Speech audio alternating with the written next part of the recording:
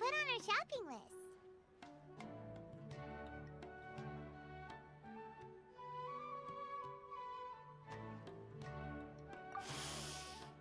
Oh, what a mouth-watering smell. Paimon would know that, we can still add it to the list. Well, if it isn't the Traveler and Paimon. Wasn't expecting to see you here. Hello there. Oh, it's been quite a while. Huh, so you two are still hanging out together. Dia, didn't you say last time that you were gonna head back to the desert?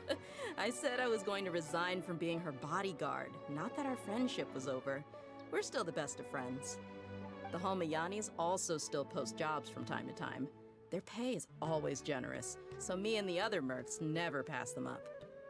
I told Dia to just stay at our place when she took one of those jobs a few days ago. My parents were delighted. They even said that it always felt like we were missing someone whenever Dia wasn't around. That sounds like something they would say, all right. They're always so welcoming. Anyway, the job is already taken care of, so I was gonna head back to the brigade as soon as I finished a little shopping.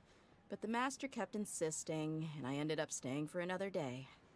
You can stay for as many days as you want, Dia. Father hasn't even gotten around to treating you to his best dishes yet. You know I'm not the kind of person to stay put in one place like that, my lady. Don't worry, though. There'll always be next time. What? She said they'll treat you to the best dishes! Paimon can't believe you can still refuse that! But wait. Didn't you say last time that you would take me on a trip to the desert? Why don't you just take me with you today, when you leave? There are so many places I still haven't visited yet. I'm sorry, my lady, but no can do. There's still a few things I need to take care of back at the brigade. Besides, the desert hasn't exactly been the most peaceful place lately. Oh, come on. Not this again. That's also what you said last time and the time before that. I know, I'm sorry. Just give me some more time, and I promise I'll plan the best trip ever for you. All right, fine. To be perfectly honest, it's not that I wanted to go, it's more like... I feel like something is off about you lately. Ever since you first set foot on the estate a few days ago, you've been acting anxious and even paranoid. Have you been delaying our trip because you've run into some kind of trouble? Nah, are you kidding? You're worrying too much. Would you swear on that? Friends shouldn't lie to each other, you know. I wouldn't pry any further if you're willing to swear on what you just said. But if something really is bothering you, then just tell me. You know I'll help you however I can. Oh, looks like Junior's was onto something. You're too perceptive, my lady. Seems I can't hide anything from you. I just thought that nothing good could come out of telling you about the messy happenings of mercenaries. Knowing too much only leads to more trouble. Mercenary life is a dog-eat-dog world where Mora reigns supreme. Everything operates on a completely different set of rules. That doesn't change anything about what I just said, though. We're still friends, and I can only support you if I understand what's bothering you. My lady... You're not gonna stop until you drag it out of me, are ya? All right, I'll share what I know. Let's go somewhere else first. This isn't exactly the best place for a discussion. Okay, let's talk here. Just try not to draw any extra attention. As you may already know, the Eremites have both a lot of mercenaries and a complex organizational structure. Many mercs are no different than me, just going around looking for jobs to earn some mora. My brigade is called the Blazing Beasts. We're not a large group, but every member is loyal and brave. However, not all Eremite brigades are like mine. Some are willing to cross all kinds of lines for the sake of mora. The most notorious is a faction known as Deshret's Relics. Deshret's Relics? Judging from the name, they must really look up to... Yep, you got it. I've heard that you've already crossed paths with Ain al-Akmar.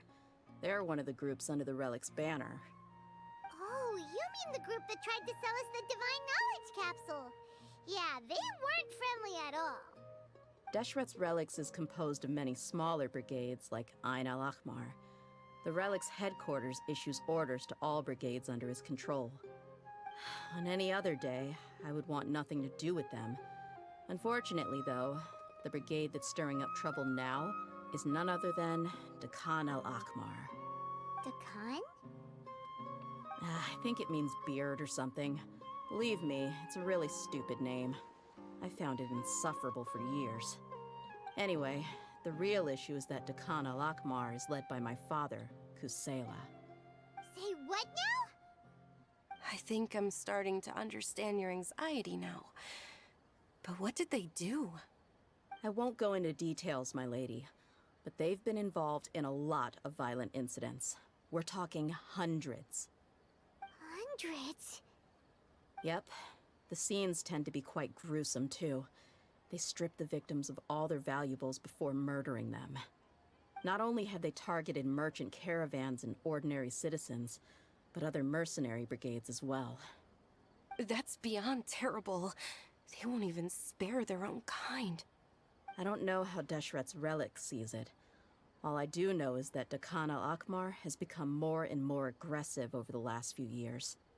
If I don't do something about them, then even my brigade or the people of Aru village could become their next target. I just wish I knew what's driven him to do this. Yeah. How can your father do such terrible things?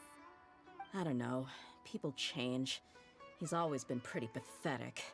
But at least in the past, there were still a few lines that he wouldn't cross. That's setting the bar pretty low. I mean, if he was even remotely decent, then why would I have to leave the brigade and cut all ties with him? He was loud and foolish, with no real sense of purpose. Instead of doing anything useful, he spent most of his time drinking and chasing after women. Of course, the other brigade members were just like him. Their ruckus would go on night after night. Sounds like a nightmare. What about your mother? Did she ever step in to stop them? Unfortunately, I never knew my mother. I'm sorry, Dia. I didn't know. It's all right, my lady. That's pretty common in mercenary circles. Didn't I mention that my father was chasing after women? I was the result of one of those encounters with some random person. He told me that he wasn't sure who my mother was. And in any case, she never came to see me. He'd say, "You'll be fine as long as you remember to stick with Dad." But even then, he left most of the parenting to the brigade. The one thing I do remember is that he used to tell me stories. But the problem was that he had terrible taste. He only knew a few stories, and even those tended to be pretty stale. They were tales of desert warriors defeating dragons in the forest, or stories of mercenaries rescuing princesses from rebel armies. Sounds like your typical fairy tales.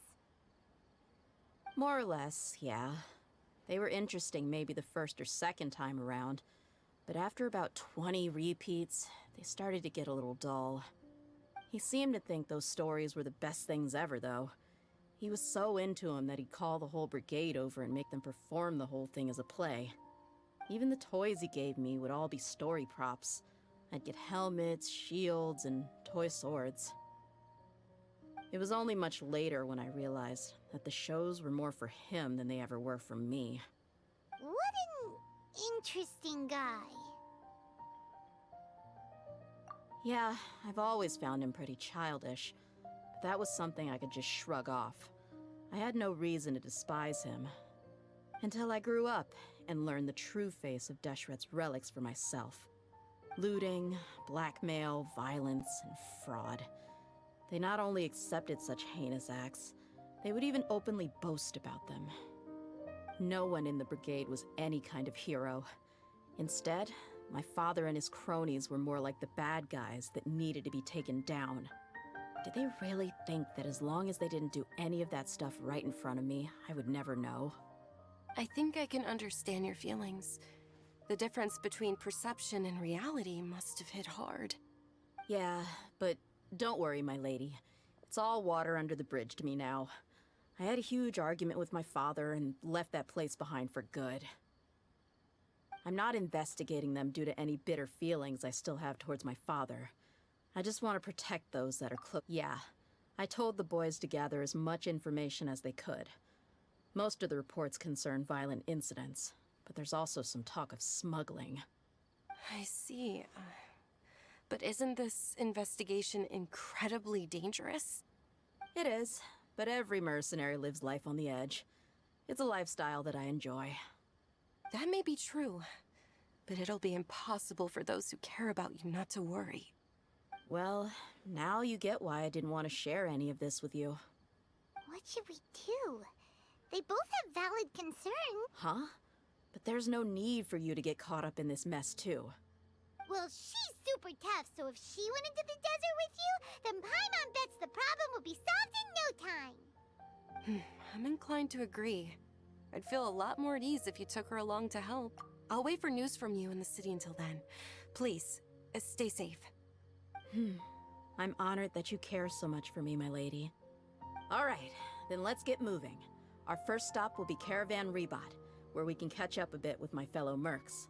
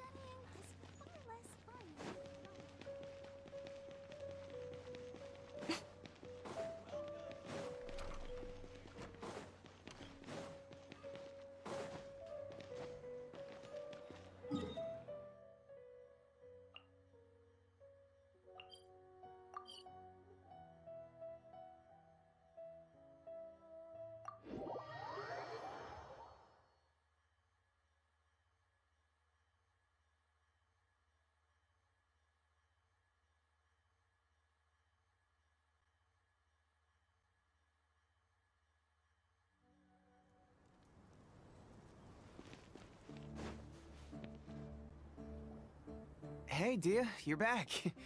Are these two friends of yours? Oh, so you've already become like one of us then? Well, that's good to know. Anyway, since we've got newcomers, let me fill you in on what Dakan al-Ahmar has been up to lately. They've become extremely aggressive. Apparently, even their own now have become acceptable targets. They even attack other relics brigades, just the same as any other mercenary brigade. Even the most ferocious beasts still protect their own. It sounds like they've thrown that straight to the wind. That's right. Once they've collected enough loot off the other mercenaries, they sell it off to a different brigade, or turn to merchants on the black market. A portion of their profits is immediately exchanged for more food and weaponry to be used in their next violent operation. That's terrible. Yeah, and it really makes you wonder why they're so desperate for Mora. A few days ago, Isham and I trailed them for a while, and even disguised ourselves as merchants to conduct trade with them. We were able to learn a few things from the exchange. Rather than saying they're out to plunder and hoard Mora, it'd probably be more accurate to say that they're experiencing an internal power struggle. Wait, a power struggle? You heard me right. The vast majority of their victims are mercenaries from the other brigades of Deshret's relics. If their only goal is Mora, they could have gone after anybody. The targeted nature of their attacks points to a power struggle between the different brigades within the relics. That's the only plausible explanation we have. Unfortunately, we weren't able to find out anything more specific. It seems they're also trying to keep things under wraps. Oh, one last thing we discovered was that over the past few years, as Dakan al-Ahmar became more and more active, Deshret's relics as a whole became... It sounds mighty strange to me too. Harun, you can leave the rest of the investigation to us. Gotta say though, I didn't expect you to go on a whole undercover mission during the few days I was gone. Sounds like you were really putting your necks on the line, no? Nah, it was nothing. We're just as concerned about the situation as you are. The Khan al-Ahmar is your father's crew after all. What he said. Besides, Dia, haven't you done more dangerous things than all of us combined? What we did is nothing compared to your experiences. Yeah. And while they went to talk with Dakan al-Ahmar, I took a look at the last camp they attacked. Any survivors of the attack were already long gone. There was nothing of value left in the camp. Ah, Hisham and Khalaf. You're here too. We rushed over as soon as we saw you come into Caravan Rebat. Although this new friend of yours looks a little green behind the ears, I'm sensing a special vibe from her. Now that we know you'll have a capable partner with you, we can also rest easy.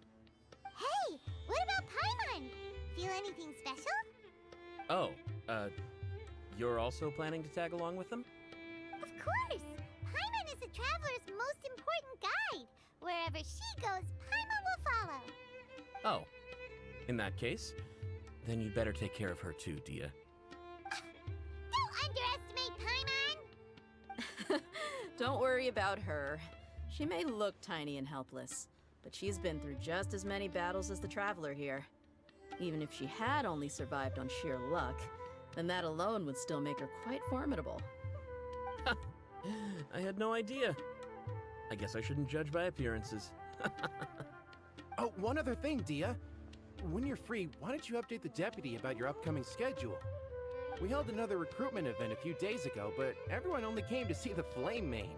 You weren't around at the time, so people were pretty disappointed to only find our crew of rough, unkempt guys. The deputy put a lot of effort into the event, but it was basically for nothing. Only a few people chose to stay, and that really got to him. Sorry to hear that. I'll be sure to bring him some great liquor next time. I left in a hurry and I couldn't make it back in time for the event. Gotta admit, I can understand their disappointment, though. You're our brigade's main selling point, after all. Now, if only the deputy could figure out a way to bring a few more smoking hot members into our ranks. Keep dreaming. Remember the last time I invited a couple gals into the brigade? You all just froze up with your mouths gaping like a bunch of scarecrows. The awkward silence and weird expressions left quite the impression on them. They were originally interested in joining us, but after that, they both told me they were too uncomfortable to stick around. Hey, didn't we agree to never bring that up again? Huh? Wait, are you serious? Why have I never heard about this? I don't think you were part of the brigade yet. Are you kidding me? I missed a once-in-a-lifetime moment like that and you weren't even gonna tell me? All right. We can tell you about it later. Now's not the time. Hey, don't you try to change the subject. You and Hisham get your butts over here and tell me everything right now. Are they always like this? More or less. There aren't many rules or graces when it comes to mercenaries. We're used to just speaking our minds. If someone starts getting under your skin, you just yell right back at them. And if that doesn't put an end to it, then you just challenge them to a fight. But we also don't tend to take many things too seriously. Being direct and getting it all out of your system as soon as things come up is better than keeping everything bottled up, never talking about it. That's also why I never spare their feelings when I talk to them. If I want to laugh, I'll laugh. If I'm angry, then I'll unload on them. It's hard to stop once you get used to it. Though, I can never do that when I'm with the Homayanis. Hey, knuckleheads! Can you at least tell me the rest of the intel before you go back to your bickering? Yeah, you hear her, Holloff? Told you we gotta focus on the investigation first. I drew up a map. Right here is the spot. There you'll find the merchant caravan responsible for getting rid of Dakan al-Akhmar's looted goods. All you gotta do is wait and ambush them in the evening. They'll have no idea what hit them. Perfect. Thanks for that. Be sure to pass my regards to everyone else in the brigade as well. Will do. You stay safe, Dia.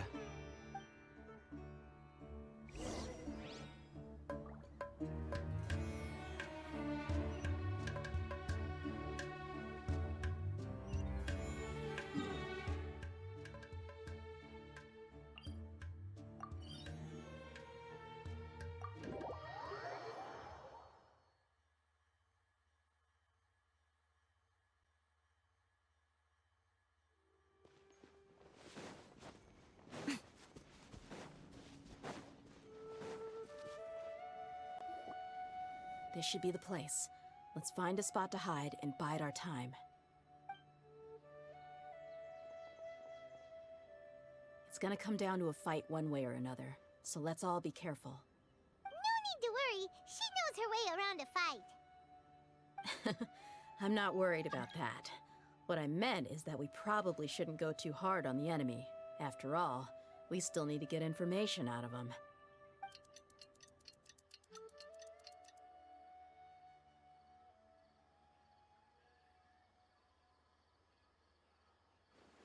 Ah, here they come. You ready? Let's not give them a chance to react and end this quickly.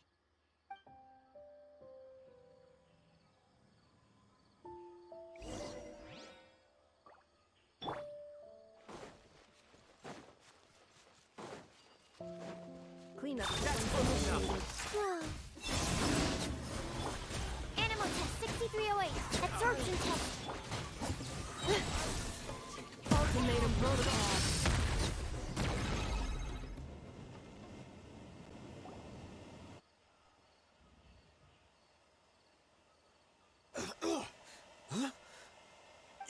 You're the Flame Bane. Good. That saves me an introduction. All right, time for a little talk. Are you buddies with Dakana Lakmar now? Tell me, what are they after? You know the code of being a mercenary just like everyone else. The first rule is to never divulge key information about our employer. What makes you think I'd talk? Ha, that might have worked on an amateur, but I know you're just looking to protect your reputation. Think about it, though. What's your reputation worth if you won't have the other tools you need to succeed in this line of work? Tools like, I don't know, your limbs or eyes? You've got 5 seconds. You might want to think twice about how much your employer's information is worth to you. Whoa! I'm not joking around. We can do this the easy way or the painful way. 2 seconds! I'll save you the trouble.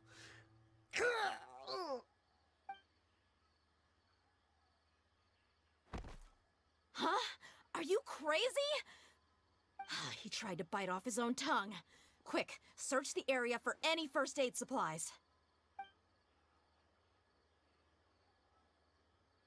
I definitely didn't expect him to go that far. Thankfully, the wound wasn't too deep, and he just passed out from the pain. But why would he be so extreme? I just wanted to test his mettle. You can get a lot of mercenaries to talk just by threatening them. I didn't expect him to be willing to go through so much pain just to deny us some intel. Well, he's out cold for now. We could wait for him to wake up, but maybe it's not a good idea to interrogate him any further. What should we do? Yeah, don't worry about it. It'll be a waste of time to interrogate him again after that. He might just hurt himself again if we start asking.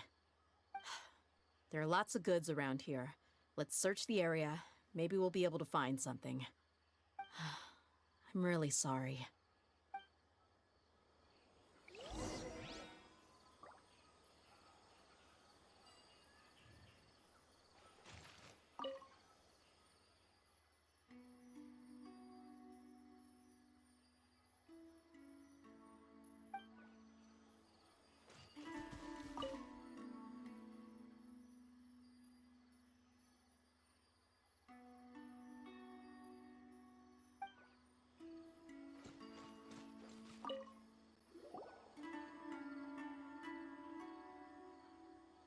We found a piece of paper with a bunch of names on it. Maybe it's a record of something. Let me take a look. If this really is a merchant caravan, they should have a record of their transactions. Yep. I see an entry for Dakana Lakmar right here. Kusela, Idrisi, Bashar, and Takriti.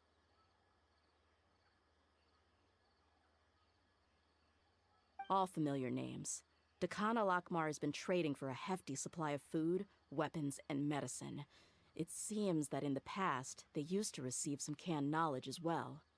This caravan is just one link in their logistics chain. Once in the rainforest, the caravan will exchange the looted goods for mora, and the funds will then be passed to a specific person. That person will then pack the caravan full of necessary goods, which will then be brought right back to Dakana Lakmar.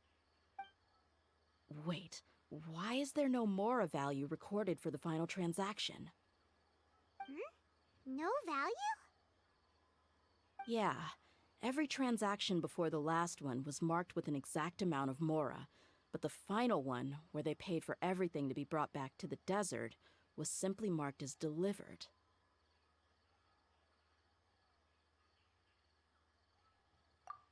Perhaps.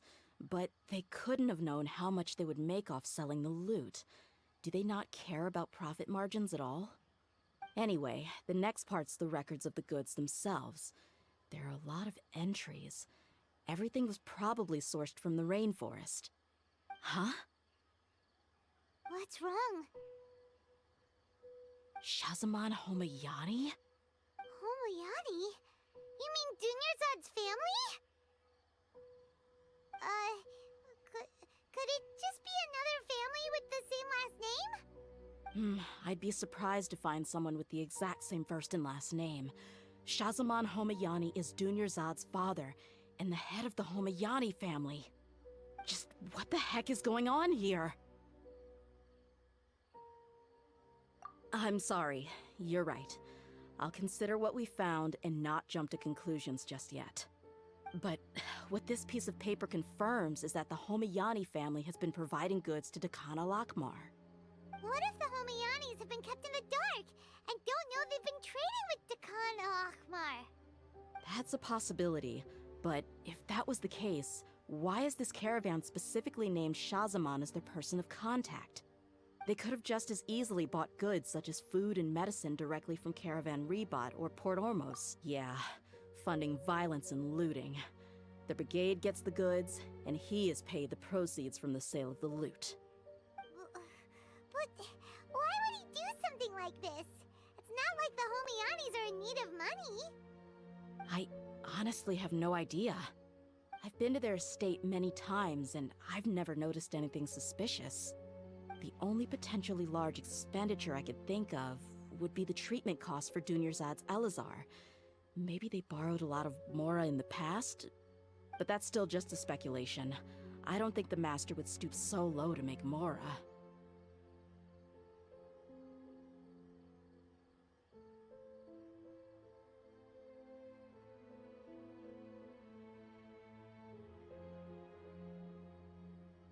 You're probably right. I know my lady's personality, and she wouldn't deliberately keep something like this from us. But what should we do now? All we found is just another mystery.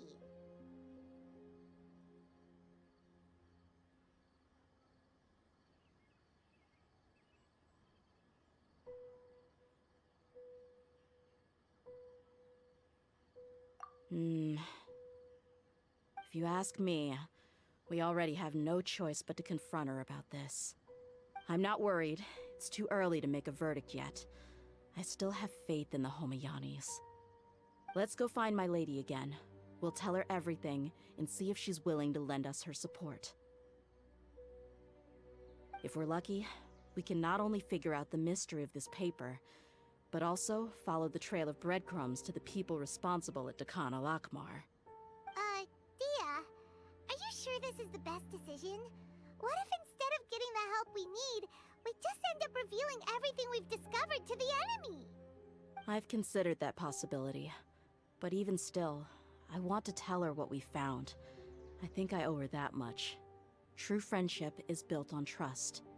She showed genuine concern for me when we first brought up the topic. I can't repay her kindness with doubt and suspicion. That's not how I deal with people. You're right. Paimon wants to trust Dunyarzad too. Yeah. Let's pay another visit to Sumeru City.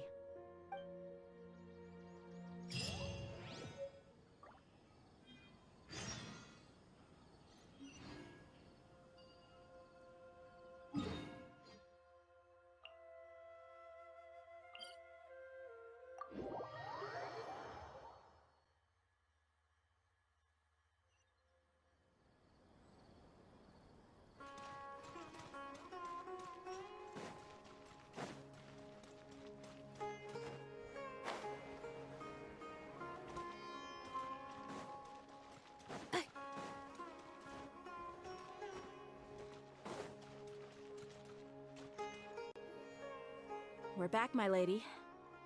Oh, You're back a lot sooner than I expected. You mustn't have run into any trouble then. Well, how did it go? What did you come up with? Actually, we're still investigating. It's just that we've discovered something strange. I see. The clues you found have led you back here, in the city? Something like that. Yeah. You all look a little dispirited. Whatever you found must not have been very encouraging after all. Why don't you discuss it with me? Maybe I'll be able to say something to cheer you up? It's okay, my lady. It's not so much about me being upset with my father or anything like that. How should I put this? So something is wrong. Even the Traveler and Paimon have been uncharacteristically quiet.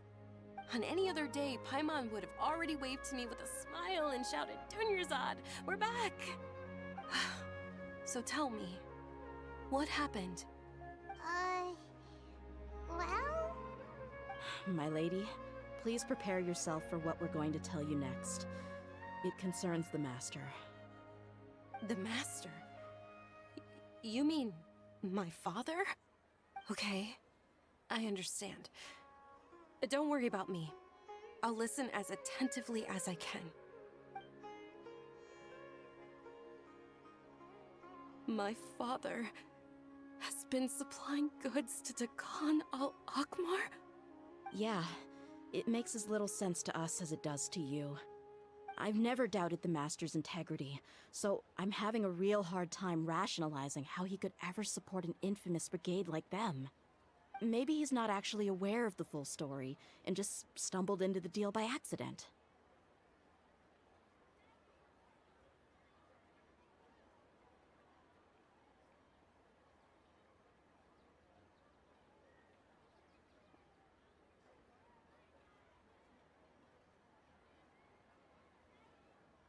I can't help but agree with the Traveler.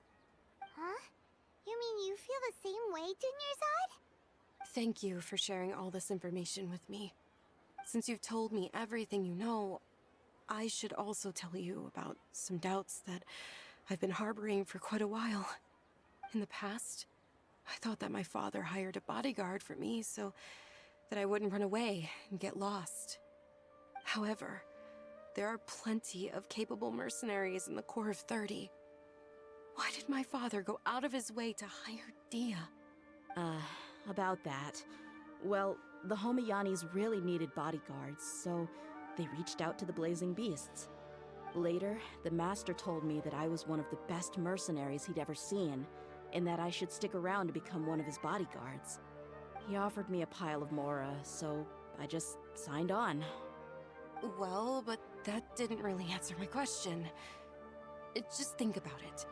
Why did my father specifically reach out to the Blazing Beasts?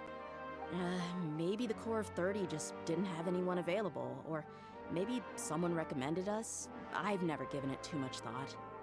I think I get what you're saying. You think none of this was a coincidence.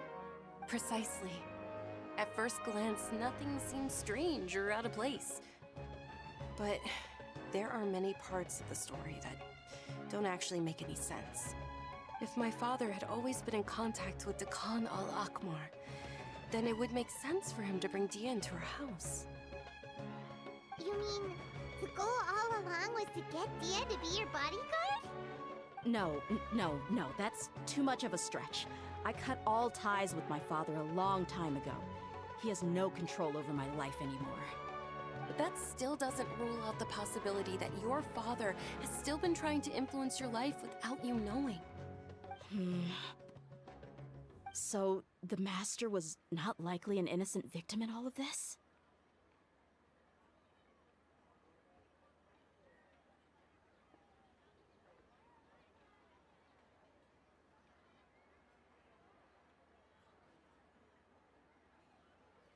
Sorry we put all this on you so suddenly, Dunyarzad.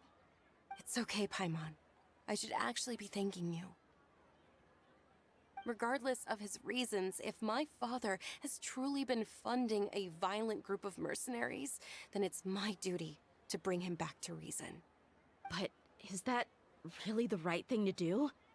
My father has committed many atrocities and deserves all the punishment that he has coming to him. I have zero sympathy for him. You may call me an ungrateful child, but my feelings will remain the same. However, the Homayani family has treated me with nothing but generosity and kindness.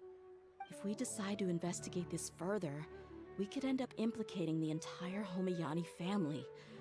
I would be biting the hand that's fed me over all these years. Tia. It's alright, Dia. If anyone were to ask, you could always just say that I'm the one who instructed you to get to the bottom of this. You don't have to do that, my lady. I'm not conflicted because I'm afraid of taking responsibility. Besides, you're the one we should all be worried about right now. Hey, it's still too early to give up hope.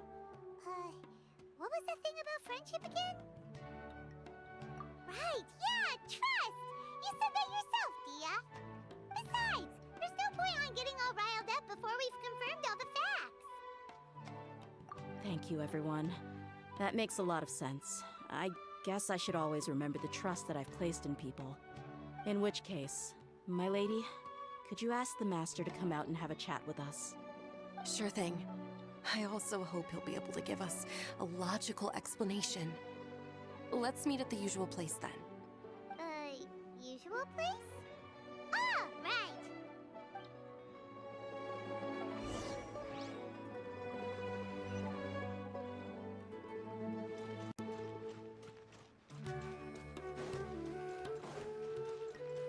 Accelerating.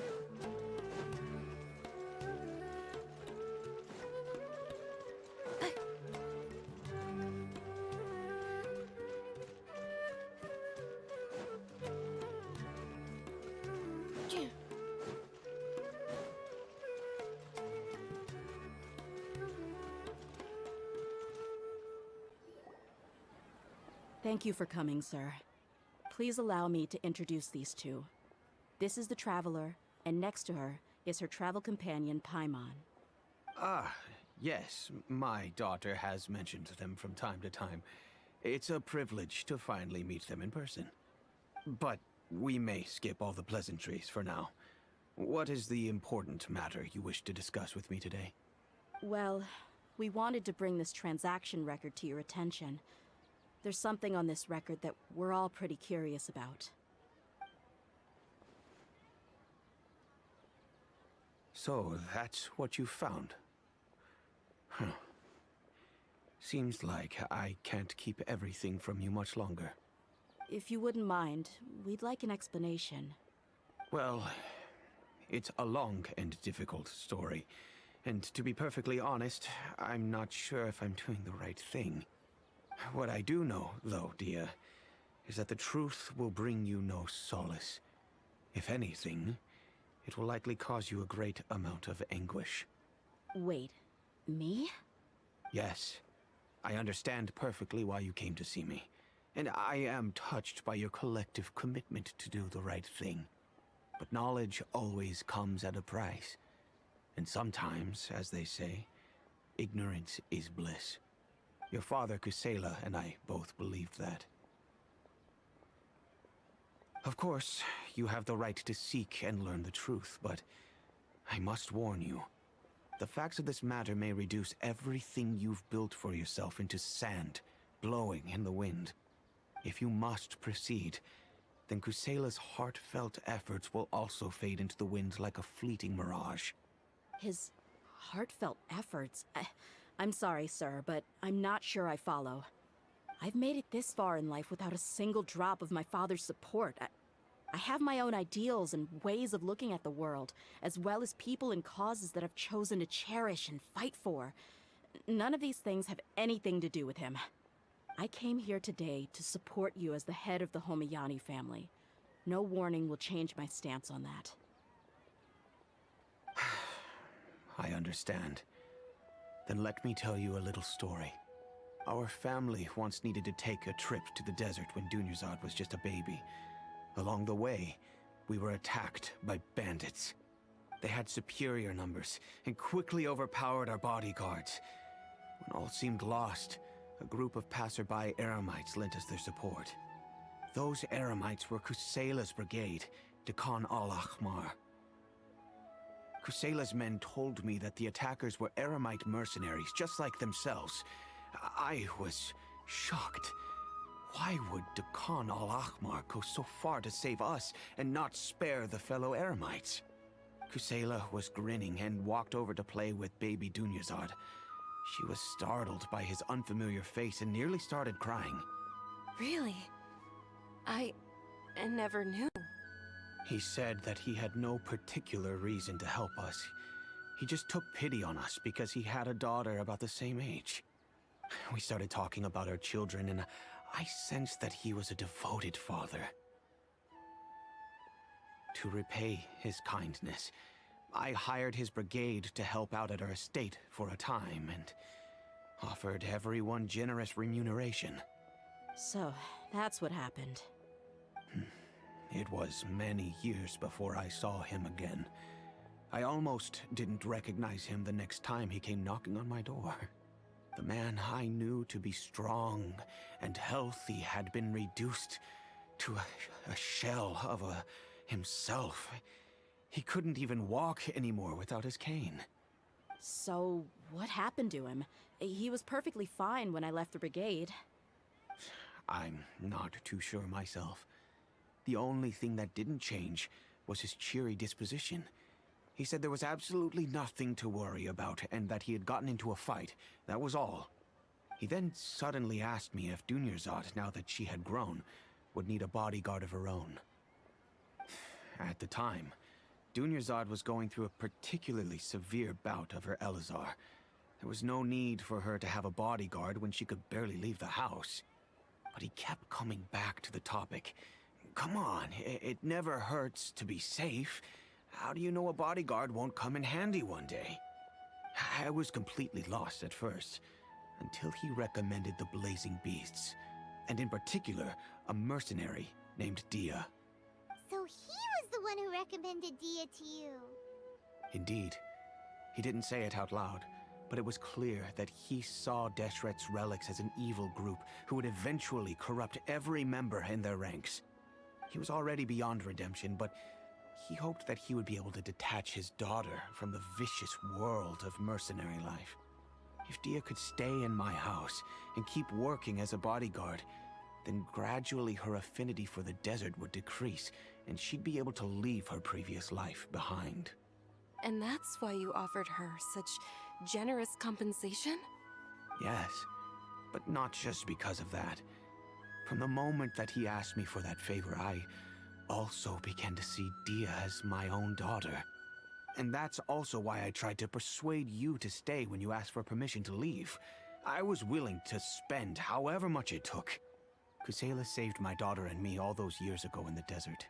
I could never refuse him entrusting his daughter to me. He was always like that, acting like he's oh so smart and self-righteous. Kusela said that he'd reimburse me for a portion of Dia's fees. I refused to take any mora from him, but he'd always sent me funds anyway. Eventually, I just accepted them as a token of his gratitude. And that went on for a while until I received another letter from him a few years ago. The letter contained a request to help him buy food, weapons, medicine, and even explosive materials. Wait! Isn't that around the time that Dakan al-Ahmar started becoming more aggressive? That's right. When I started to hear some nasty rumors, I became wary. I wanted to meet him face to face to discuss things. But by then, he was no longer receptive to my requests to talk. If I had to guess, it's that thought occurred to me as well.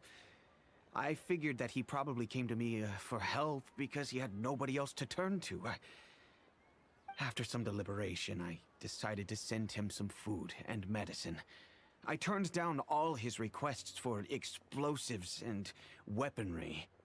I am aware that even such a reduced gesture of support could lead to others coming to harm, but I could not simply reject his plea for help. In the end, it probably was the wrong decision. I plugged my ears to the rumors and just chose a solution that made me feel least guilty about myself. If you can, please tell me where he is now. None of the things he's doing right now make any sense if he's just trying to keep me from getting tangled up in his world. If all he wants to do is steer clear of me, then maybe he shouldn't have brought me into this world in the first place. Oh no. Dia, please don't feel that way. I'm just angry because I can't wrap my head around any of his actions.